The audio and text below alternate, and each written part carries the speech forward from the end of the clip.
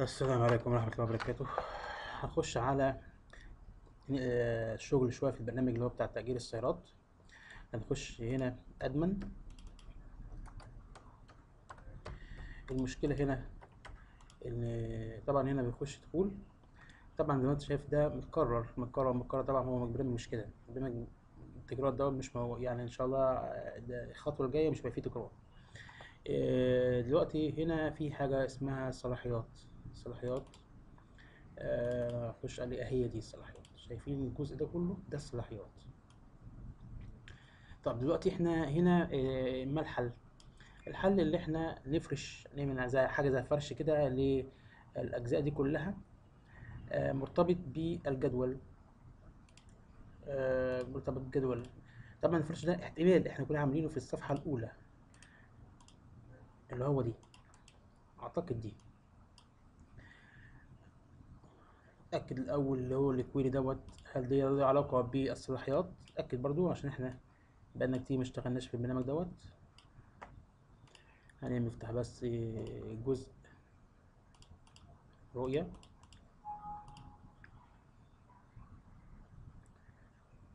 نقفل.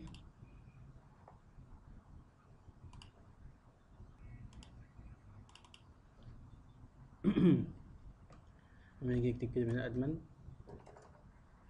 نشوف ايه اللي هيظهر.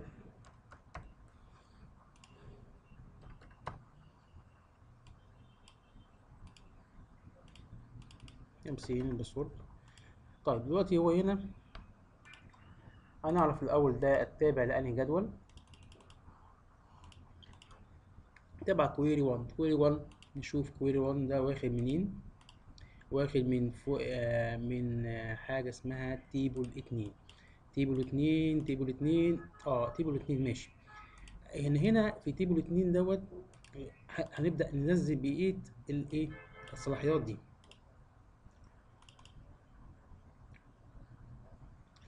اللي هي تأجير السيارات والخزينة وده وده ودوت ودوت ودوت ودوت.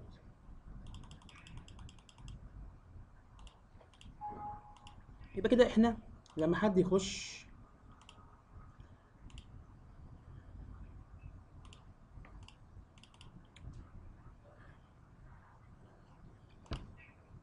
أدمن،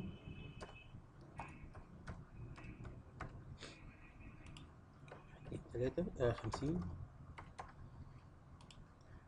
طبعا هنا ليه ما ظهرش؟ علشان احنا ما عرفناش على الفورم، ما تعرفش على الفورم. طب نعرفه على الفورم ازاي؟ من خلال دوت نخش الاول على السب فورم.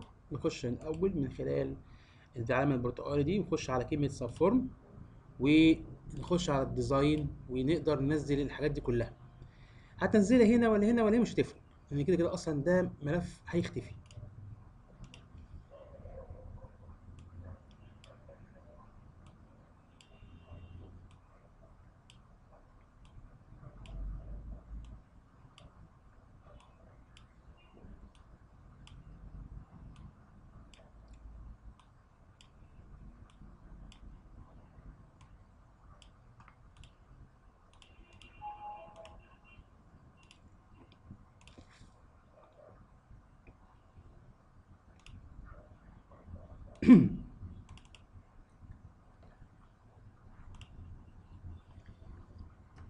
خش على كلمه ادمن.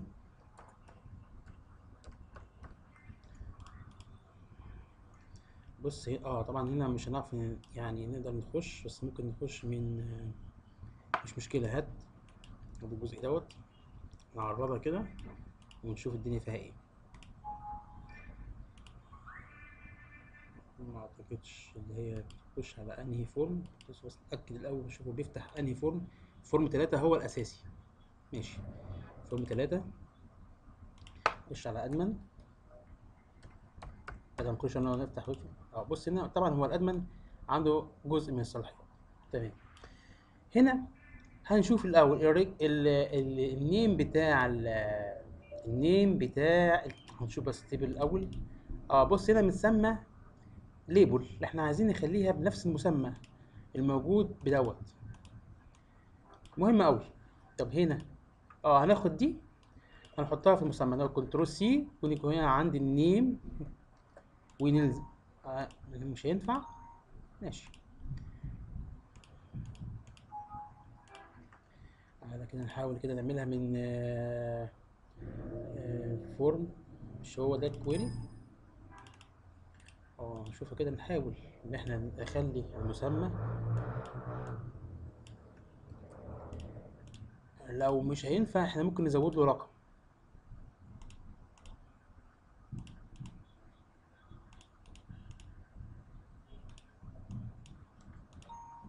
هي شكلها كده لازم هنزود 0 0 زي ما انت شايف كده.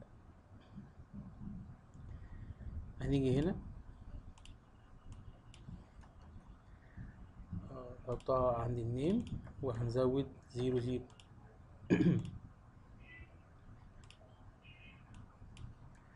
خزينة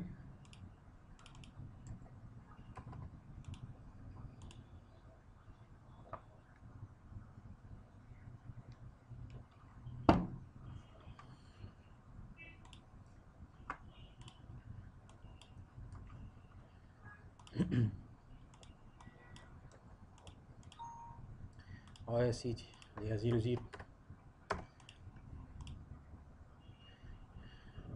مفيش حل تاني بدل ما نقعد نعمل كده كده من هنا. خلاص بدل ما نقعد كل شوية 0 0.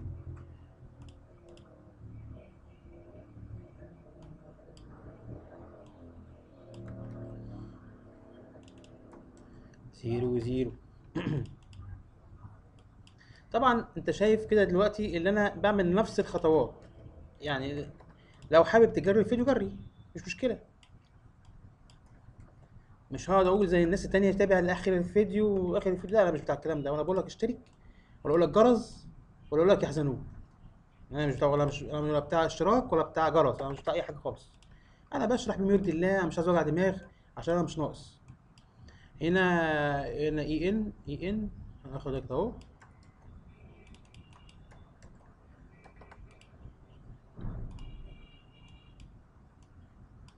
ناخد الكار دوت، تمام كده. ماشي، ادي كده ايه هنسأل كده المسميات. ناخد بقى المسميات دي بالمرة نحطها في نوتس عشان دي مهمة قوي قوي قوي. دي كانت متكبرة ليه كده. اخش على الفورمات.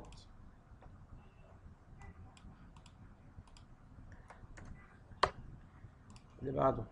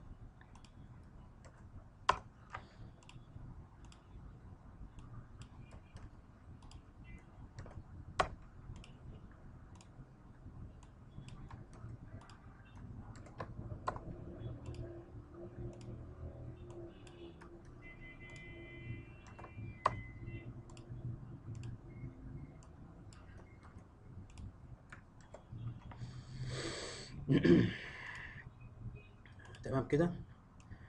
هنا بقى عند الفتح اول حاجة.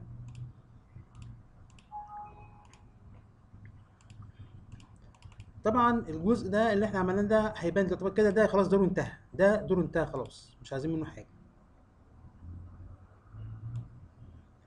مش عايزين حاجة منه حاجة خالص.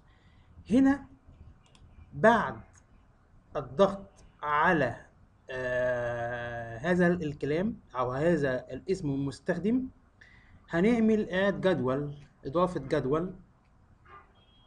هننشئ جدول وليكن تيبل. في هنا رقم المستخدم، تمام، والصلاحيات بتاعته. هنا اسم الصلاحية وهنا يس ونو. طب هنا بقى عشان ايه مش عايزين ده نكتب بقى فيلد الكلام ده، انا لما الجيزه بتعرب كده وخلاص.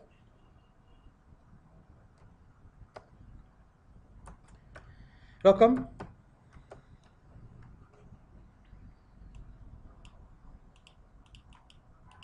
اليوزر،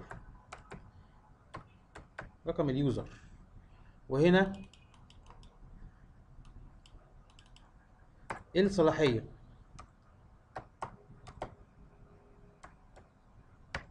الصلاحية، وهنا اسم الصلاحية. معلش لازم هنا اسم الصلاحية، عشان احنا هنا الصلاحية. ماشي لازم نكتب اسم الصلاحية، اسم الصلاحية. هناخد بقى الكلمة دي، وهنا الصلاحية نفسها متفعلة ولا مش متفعلة. طيب بصرف النظر وفي هنا هناك حاجة مهمة قوي، هنا هيكون نمبر. بصرف النظر الصلاحية اتكتبت صح ولا غلط، أو اسم المستخدم اتكتب صح ولا غلط، كله هيترفع. بعد كده خد بالك بقى اتسجل باسم تيبل 4. احنا عايزين هنا ايه؟ جدول مساعد الصلاحية، مساعد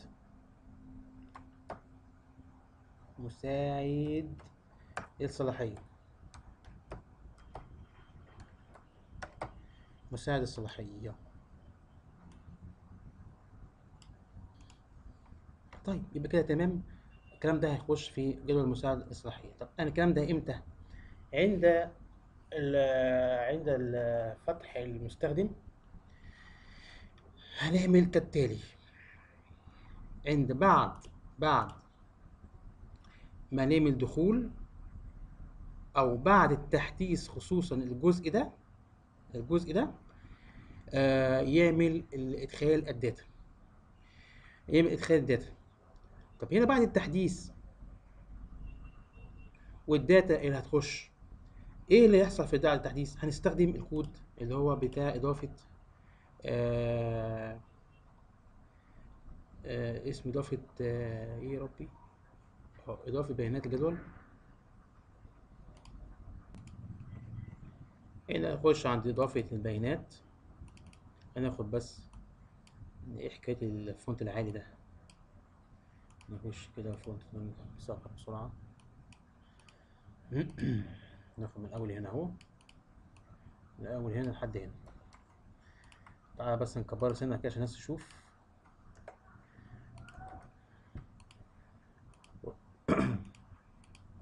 هو ده الكود. طبعا ده متغير، وده متغير طبقا للمكان اللي عندك او اسم الحقول اللي عندك. وطبعا ده المتغير بناء على الجدول اللي عندك.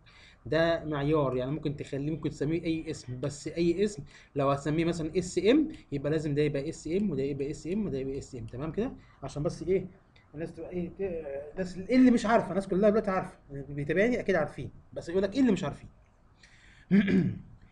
ادي كده اول جزء. اخش بس هنا بعد التحديث. طبعا الكلام ده هيتضاف انا الجدول اهو، رينيم. رينيم بقى، انت هتقعد بقى ايه؟ ماشي، يلا. ادي يا سيدي الرينيم، خدنا نسخ كده، هيتضاف على الجدول ده. هنا الاول اسم المستخدم، ماشي. وهنا التالت اللي هو مين؟ التاني اللي هو اسم الصلاحية، طب مين التالت؟ اللي هو الصلاحية نفسها. خلاص كده، ادي المعايير، 3 معايير. طبعا هنا خد بالك احنا مع مراعاة، يعني الاول اسم المستخدم ده مش محتاجين له عنوان، هياخد على طول تكست 1، مي دوت تكست 1. لكن دولت هيحتاجوا عنوان ليه؟ عشان داخل سب فورم، داخل مساعد. طيب ماشي. هنقف عند اي حد فيهم عشان نوصل للعنوان.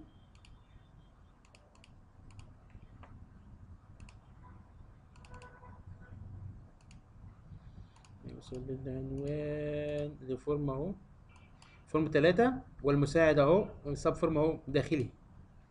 هنوصل لأي واحدة منهم دلوقتي، اللي هو مين؟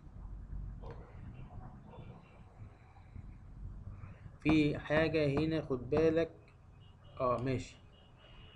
هنوصل لأفضل إضافة تأجير. إضافة تأجير.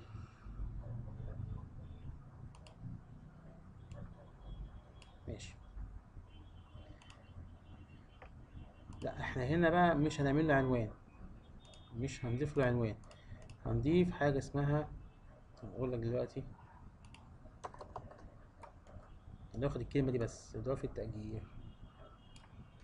بس هنا اسم الصلاحية بين علامتين تنصيص إضافة تأجير، بس كده هنشيل دي. طيب هنضطر نخش على السب فورم دوت علشان نشوف اسم الحقول اللي موجودة هنا من الداخلية. يعني هنا إضافة تأجير، اسم الحقل ده اسمه إيه؟ إضافة تأجير برضه. ماشي، اسم إضافة تأجير. يبقى هنا الصلاحية بتساوي مي دوت، لا مش مي بقى دوت، هتبقى داخل العنوان، داخل العنوان. تعالى بس نوصل للعنوان تاني مرة أخرى، هنقف عند أي حاجة بينهم، نخش عند أي حاجة هنا ونوصل للعنوان بسرعة. نخش عند فيهم بتلاتة. ليه فيهم بتلاتة؟ لأن هو مفتوح، طالما مفتوح بيبقى يظهر لي في الأول داخلي ساعة فرق. هو كده مش هيخدمني ليه بقى؟ عشان خاطر جاب لي على شكل روبورت. خليها ده أفضل، هو كده فاتح الكويري على شكل فورم عشان يقدر يجيب لي الحاجات اللي جوه. طيب هنا بقى العنوان اهو، نوصل للعنوان بس كده، وصلنا للعنوان. ادي اضافة التأجير اهي، دي بتاعة الصحيح. دي بقى هنا بعد كده هنا هنعمل اد نيو تاني. احنا بس نجرب الاول، وبناء عليه في الحلقة الجاية هنكمل الجزئية. بس هنا بعد التحديث، بعد التحديث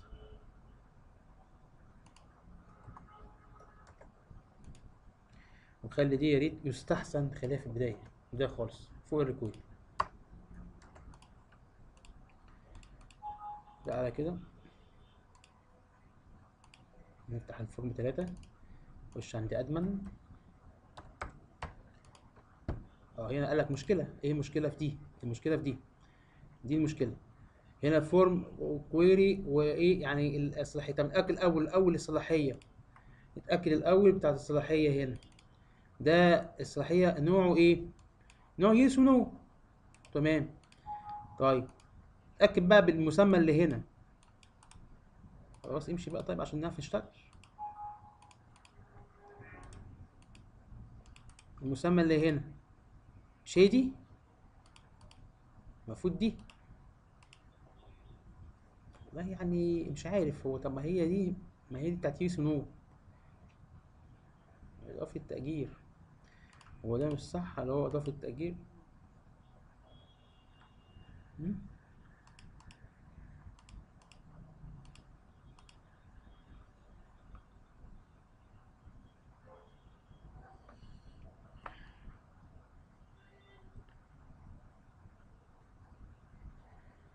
طيب ماشي، ملناش يس ونو.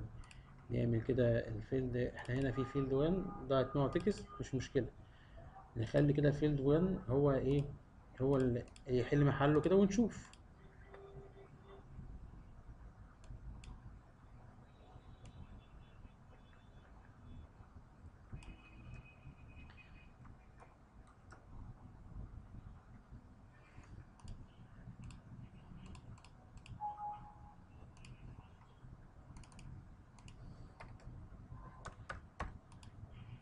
برضه نفس القصة.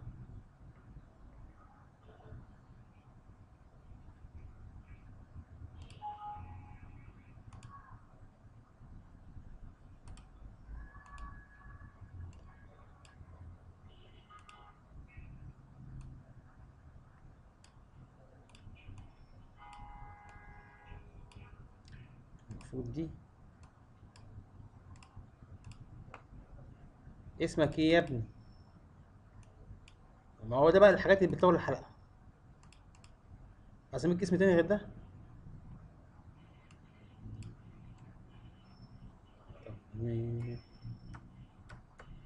نشوف كده. هات.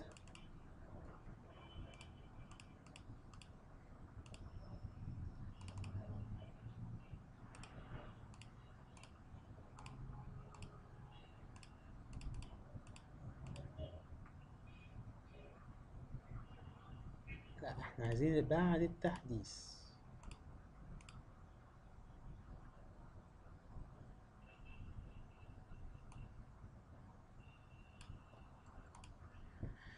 والله احيانا لو نفعت هقول لك السبب ايه. بس لو نفعت، بس عشان نخلص بس ادمن.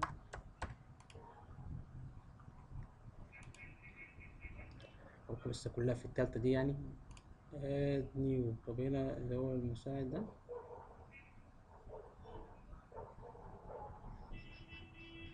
ماشي. هي ممكن تكون عشان خاطر دوت، اصل هو مرتبط بديت. احنا ممكن نعمل حركة حلوة أوي. مش هنخليها بعد التحديث. مش هنخليها بعد التحديث. هناخدها هنا، هناخد الكلام ده، ناخد الكلام ده كده اهو، الكلام ده كده، احذف واحذف من هنا. تمام. هنخليها قبل الضغط على دي، اللي هو افتر، او عندك عند الضغط يا سيدي، عند الضغط، عند الضغط على الكلام ده. تمام كده اهو. بس ناخد بقى الحتة دي نخليها فوق.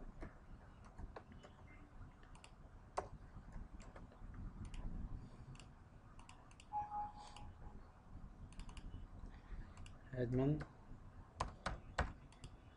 2 3، برضك نفس الكلام، نفس البتاع، نفس المشكلة. مع ان هنا في ادمن والباسورد 50 يعني مظبوط. يعني في هنا باسورد 50 اهو. طب بص ده يعني هنا هنا يعني فيلد واحد. طب فيلد واحد ده نوعه ايه؟ ممكن رقم. نشوف كده. شفت بقى رقم. خليه هنا يا سيدي شوية تكست. شوية تكست هيبان دلوقتي. غريبة أوي. هتشوف بقى الحاجات اللي بتطول الحلقة. أدمن واحد، السؤال بتاعه 50 قلنا برضو. ما مش عايز، هو حالف بالطلاق ما يعملها.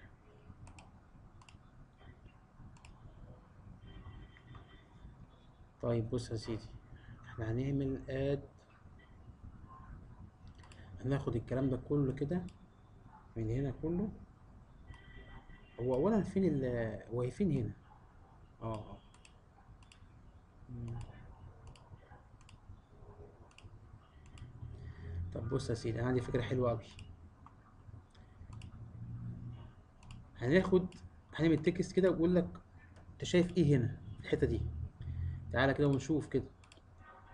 هات، انت شايف ايه في المساعد فورم اللي جوه، خصوصا عند التأجير دي؟ انت شايف ايه؟ وريني انت شايف ايه. تعالى كده ونشوف. ادمن. ها. طب عايزين نعمل بقى تحديث. بعد ما يعمل لي تحديث على دي،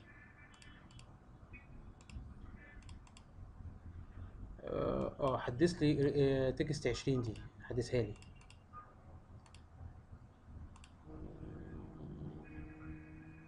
كود بيلدر مي دوت دوت ريكويري.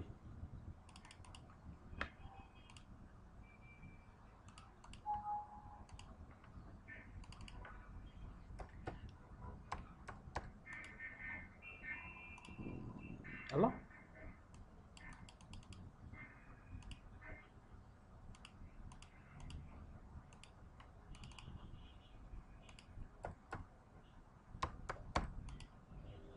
ده هنا كمان المفروض يحدث لي ده. وانا خدت خدت بمحمل، ماشي. المفروض يحدث لي ده برضو بعد التحديث.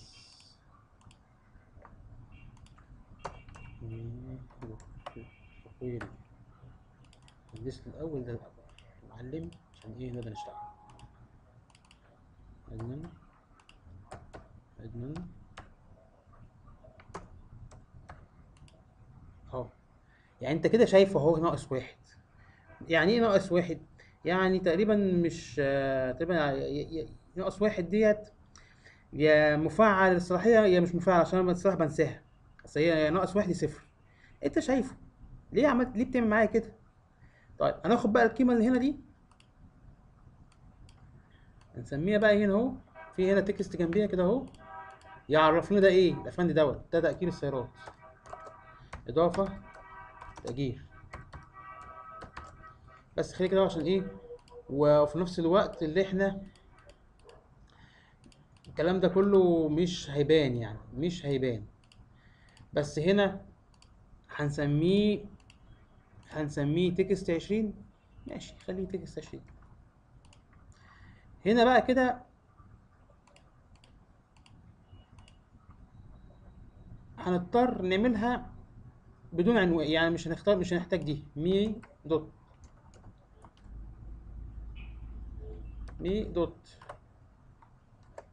تكست 20.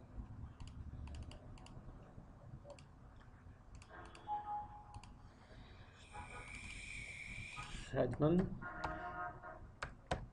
50 يفتح.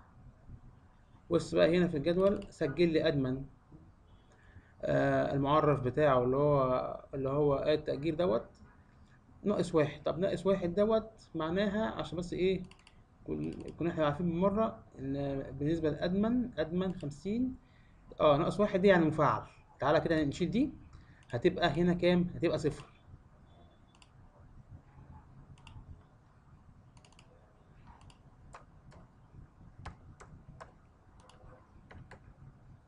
يا بص بقت صفر ازاي؟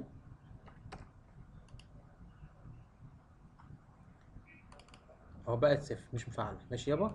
فاحنا كده المرحلة الأولى من تفعيل الصلاحيات. إن شاء الله في الحلقة الجاية هنعمل المرحلة التانية. شكرا والسلام عليكم ورحمة الله وبركاته.